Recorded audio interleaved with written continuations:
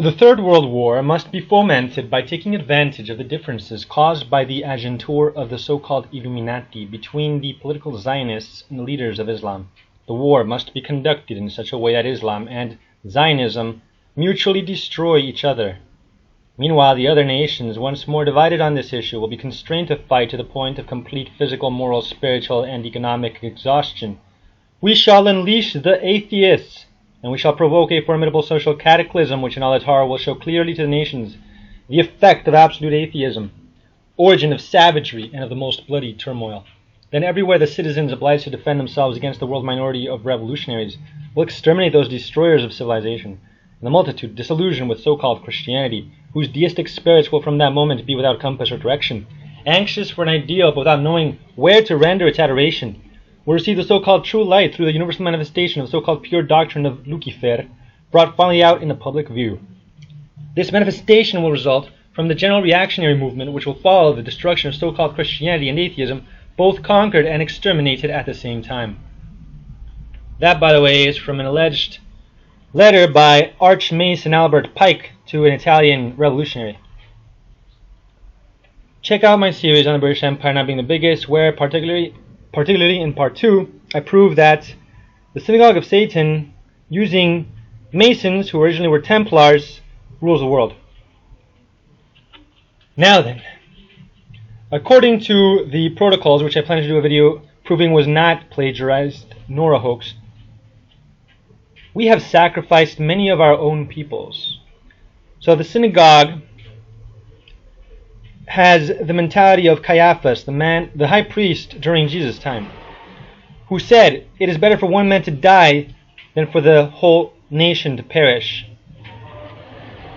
So this is how they hide their tracks. This is how they say Jews weren't behind it because Jews were victims too. Yes, they victimized their own people.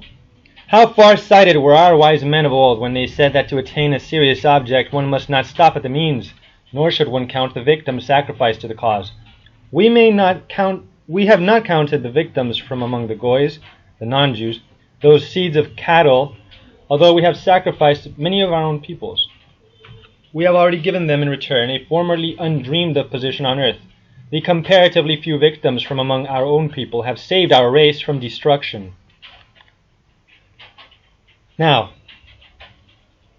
under Islam, the Jews usually fared only slightly better than in Europe, based upon their designation by the Quran as dhimmi, people of the book. That is to say, people with scriptures with divinity in there somewhere. As a result, Jews were generally allowed to practice their religion and live by the rules of their community. During most of the 900s and 1000s, a period known as the Golden Age, Jews flourished in Al-Andalus. Sephardim achieved hitherto unknown heights in fields as diverse as poetry, philosophy, so-called astronomy, math, and linguistics. Under mostly benevolent Muslim rulers, some Jews even served in prominent governmental and military positions. Nevertheless, their explicitly subordinate status in the worldview of Islam eventually resulted in similar kinds of maltreatment to those experienced by the supposed Jews who are Ashkenazim, who are as white as Hitler and therefore not Semitic at all, let alone Jews. As the Iberian Peninsula, the Khazars, Khazar, as the Iberian Peninsula inexorably returned to Catholic hegemony, the fortunes of the Jews of Spain progressively deteriorated. In 1391, a massive year-long pogrom resulted in the deaths of tens of thousands of Jews and the forced conversion of an equal number. The ensuing century saw a steady deterioration of Jewish life that culminated in the expulsion of the Jews in 1492, the year when Columbus reached the New World. And some say Columbus was a Jew. In some parts of supposedly Christian Europe, Jews were excluded by legal restriction from entering into certain occupations. In addition to this social discrimination, as a people without a land of their own and subject to frequent expulsion, the Jews migrated to the more portable professions, chiefly in areas of commerce and focusing on economy. Jews, especially city dwellers, became active in the formation of the burgeoning credit markets. They were particularly sought after as moneylenders because a loan between a Jew and a Christian conveniently avoided the prohibition that both faiths maintained against lending of money at interest to one's co-religionist, but permitted to a stranger. Their success was in no small part due to the enmity between so-called Christianity and Islam, since the Muslim kingdoms of the Near East and North Africa and the heretic kingdoms of Europe often banned each other's merchants from entering their territories. The Jews became the middlemen, and they functioned as neutral intermediaries. This elevated them to great heights of wealth. And they also kept open the lines of communication and trade between the formerly Roman Empire and the Far East as well. I think maybe they meant the Orient as in Near East. According to this random website about the Jews in the medieval period, there's a quote, "Wishing to make the village of Speyer into a city, I thought to increase its glory 1,000-fold by bringing in the Jews. Rudiger Hutzmann, Prince Bishop of Speyer," or something like that, Speyer, 1084, Anno Domini. Now here is Islam, the green over here by Medina, at Medina. So how did this dot conquer those two ginormous empires? Boom! Later on with the Turks, they would take Constantinople, making it Istanbul, of course. So how did this become this? How could they have conquered two giants pretty much simultaneously? Now, Muslims will believe, want to believe, and have you believe that it was because of miracles, because it's truly from God, this religion. But if you understand how the Jews have been in every kingdom in the western part of the old world, not the Mongoloid part of China, but the Roman Empire part and the Parthian part, the Persian part and the Arab part, they've been everywhere. Jews were here, everywhere. So they had connections everywhere. And they had positions of power behind the scenes sometimes, oftentimes, which enabled them to collude, to work together, and to manipulate the Gentiles into advancing the Jewish plans, which the Gentiles didn't even realize were Jewish plans, nor knew about the plans in many cases. So why did the Jews want Islam to rise? Because they divide to conquer. Divide and conquer. By having Islam take over what it did, Catholicism had a counterbalance. Understand? If everything is Catholic, how can you keep them in check? So they needed Islam for that purpose. Now the rise of Islam, according to Wikipedia, is talking about Jewish tribes in Arabia. During this time, Mohammed had many contacts with Jewish tribes. So they were in Arabia, the Jews. Now, look at this very, very interesting list, though it's short. Of course, there were more than these, but these are very influential Jews in the Persian Empire of the Middle Ages, the Sasanian Empire, or at least one of them was the Sassanid, the Sassy Empire. So sassy. Let's look at Ifra Hormizd. She was a Sassanid noblewoman, the queen of Persia, the wife of Hormizd II, mother of Shapur II. The crown was placed on her belly. She ruled. So Jews had such high positions of power that at one point, one of them ruled over the empire as regent, pretty much. Now, Ifra Hormizd had a Jewish father, and she converted to Catholicism or something like that later, fake Christianity. There have been many accounts throughout history of her friendly relations and cooperation with the Jews at the court in achieving their goals. This is mainstream history. This is Wikipedia. This is not, I'm not making this up. I discovered this when I was looking for some stuff to support what I'm saying. In other words, showing you that yes, Jews were influential. So I looked for Jews in positions of power, and lo and behold, I found this. So, mainstream history is telling you, yes, Jews had positions of power, Jews were influential, Jews had their hands on the crown. This is not a conspiracy theory alone. This is based on facts. And, everyone is a conspiracy theorist. I said this in a different video in my channel.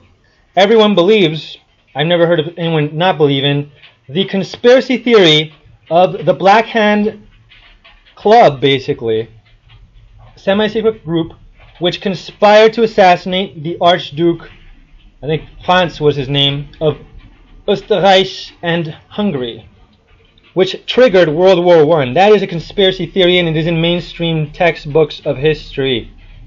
The PG Disney versions of history. So, don't dismiss this because it's a conspiracy theory, or else you're going to have to dismiss that too. Both are based on facts. Rava was a Jewish guy who enjoyed the special protection of the aforementioned Jewess, who was the wife of Shapur II, the then king of Persia. Now, this was not the same time as Islam, but this is just to show you that there were Jews in that place. Every century they were in that place. For this reason, and in consideration of large sums which he secretly contributed to the court, again, this is mainstream history telling you Jews secretly manipulated Gentiles, just like Pilate was manipulated by the Jews to murder Jesus. Yes, this is mainstream history corroborating with the Bible. This Jew succeeded in making less severe the oppressions of the Jews in Babylonia, because Jews were rebellious and they wanted freedom from everyone, and they wanted their own kingdom and their Messiah to come back, even though he had already come back and they had rejected him. Shushan-Dukht was a queen of Persia, daughter of a Jewish leader of the diaspora, and she created a Jewish neighborhood in Isfahan, which later the Mongols would destroy. And there were Jewish colonies established in Shushan, or Susa, and Shushtar. So there was a Jewish queen, which helped the Jews because she had her hands on power. Jews have always been powerful, ever since the days of Constantine, who was a puppet of the Jews.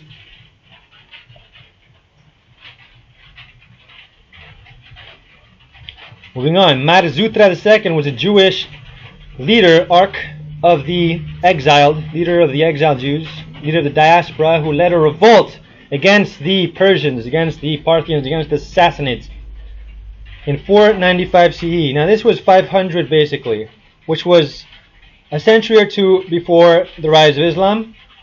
But the point is, Jews were around, and they were in the places that later had Islam rise. Why? Because Jews manipulated the rulers to get it to happen. You have to connect the dots. History doesn't always have to hold your hand. Oh, and also, what does it say about him? So, he achieved 7 years of independence in Mahoza. So they had independence from the Persians. But later the Persians crushed them and they crucified him for their treason.